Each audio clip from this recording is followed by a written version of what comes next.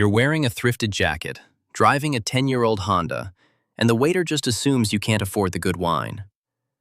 But here's what nobody knows. You've got nearly $500,000 in your brokerage account. This is the quiet wealth social experiment, and what happens next will shock you. Today, I'm revealing exactly how society treats you differently based on appearance alone, the psychology behind why rich people dress poor, and most importantly, the 4 invisible rules that separate those who look wealthy from those who actually are wealthy. By the end of this video, you'll understand why the richest people in your city are probably invisible to you. And more importantly, you'll learn the exact strategy that lets you build real wealth while everyone's still obsessing over status symbols. Stick around because we're uncovering something most financial advisors won't touch. Section 1. The illusion that's bankrupting America. Here's something wild.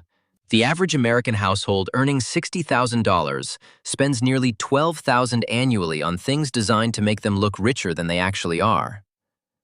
Think about that for a second. That's 20% of their income going straight to the illusion factory. I did this experiment where I walked into 3 different coffee shops. First day, I wore a full designer outfit, luxury watch, expensive sneakers, designer bag, the works. I ordered the same cappuccino at each location. The barista's tone changed.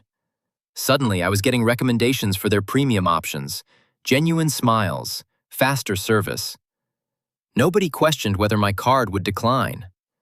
The next day, same coffee shops, same order, but I'm wearing a faded band t-shirt, worn-out jeans, and beat-up Converse. Different universe.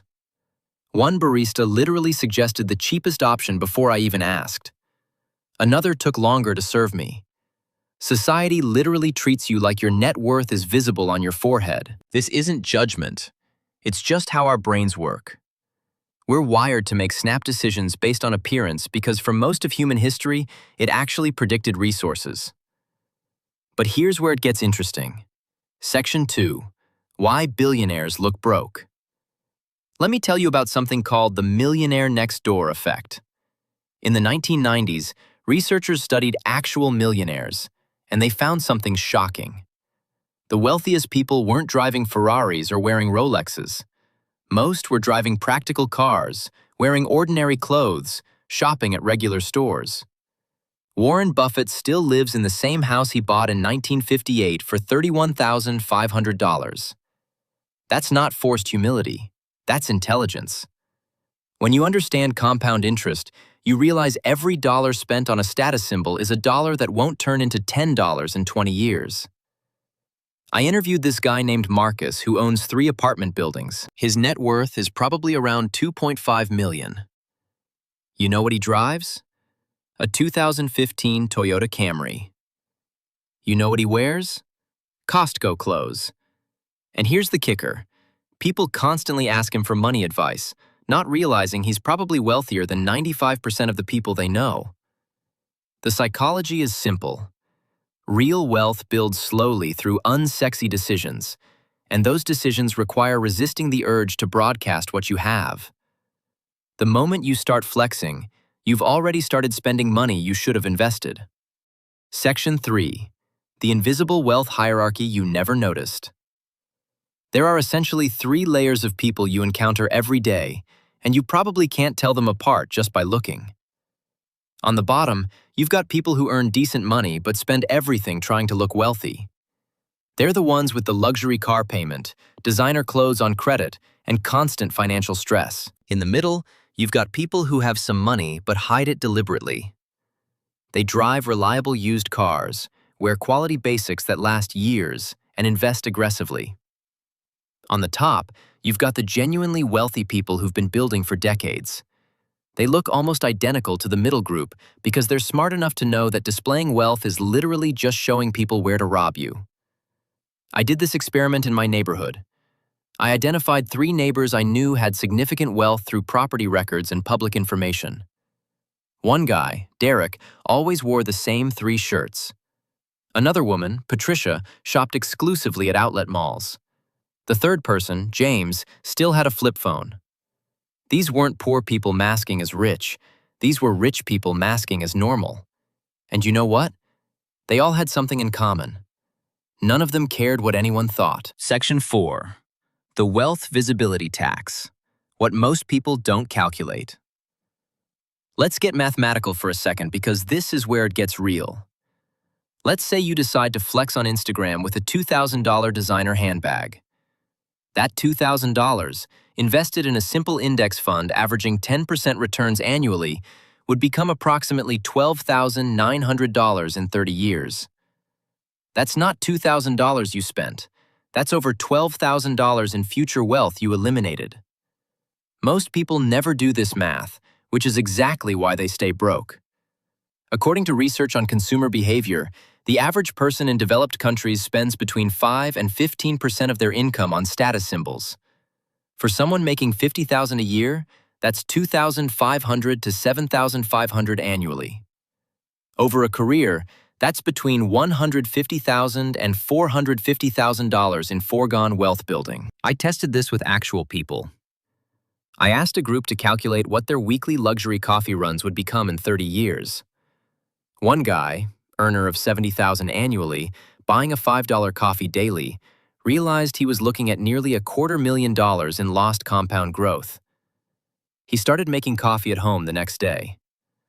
That's the moment people get it. It's not about being cheap. It's about understanding the real cost. Section 5. The Psychology of Why We Display Wealth. Here's what neuroscience tells us. When you own something expensive and visible, your brain releases dopamine. There's a measurable reward for displaying status. It's called the peacocking effect, and we inherited it from our evolutionary ancestors where visible resources actually indicated survival capabilities. But here's the plot twist. That dopamine hit lasts about 3 days. Scientists studied people who bought luxury items, and the happiness boost was gone by day 4 or 5. Meanwhile, the financial stress of that purchase can linger for months. I did this experiment with 15 people. I asked them to buy something they'd been wanting, something status-related like a designer item or luxury gadget. I had them track their happiness levels daily. Days 1 and 2, high happiness. Days 3 through 30, happiness dropped below their baseline. But the financial stress? That stayed elevated for an average of 42 days. The brain's reward system is literally hacking us. Real wealth builders understand this and build systems that bypass the dopamine trap entirely. They automate their investments so money never hits their checking account where they can spend it. They set their lives up to make the invisible choice the default choice.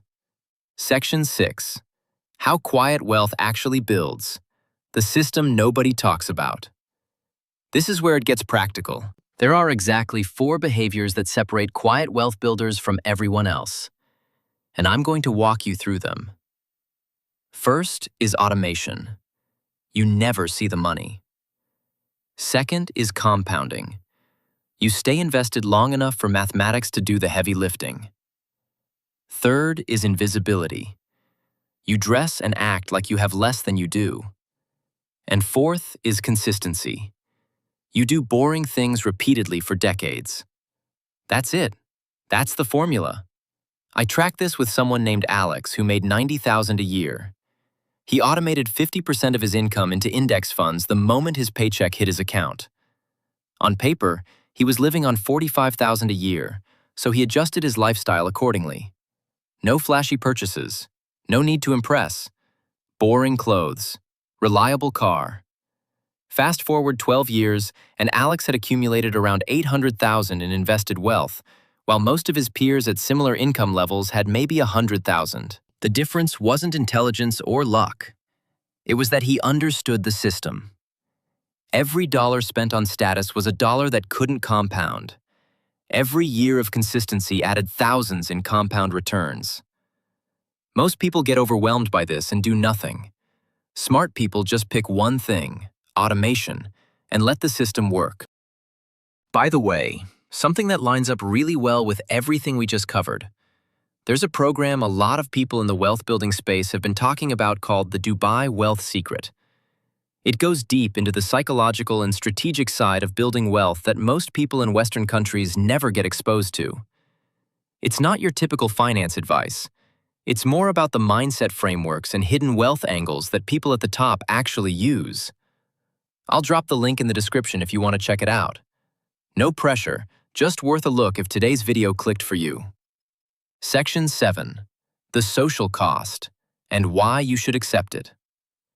Here's where people get stuck emotionally. They understand the math, but they're afraid of social judgment. What will people think if they see you wearing the same shoes repeatedly? What happens if your friends find out you drive a used car despite making good money? This is real, and I won't pretend it isn't. But here's what I discovered. Most people are so focused on their own insecurities that they don't actually judge you as much as you think. And the people who do judge you based on material possessions? Those aren't your people. Real friends respect you making intelligent financial decisions.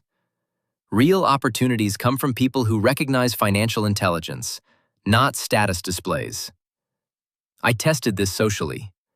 I deliberately started dressing less fashionably and driving my older car. I was terrified. But you know what happened? Nothing. The people I genuinely cared about didn't care. Some actually asked me about my investments. The people who stopped talking to me? I didn't actually want them in my life anyway. The social cost of quiet wealth is basically zero if you're surrounding yourself with intelligent people. And if you're surrounding yourself with people who only respect you for status symbols, that's a bigger problem than fashion choices. The real cost is the opportunity cost of not building wealth, and that compounds in the negative direction over decades. Choose wisely. If this video hit different for you, do me a favor and drop a like.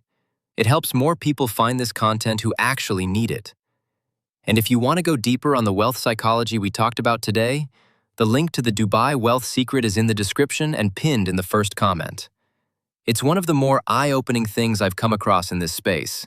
Check it out when you get a chance. I'll see you in the next one.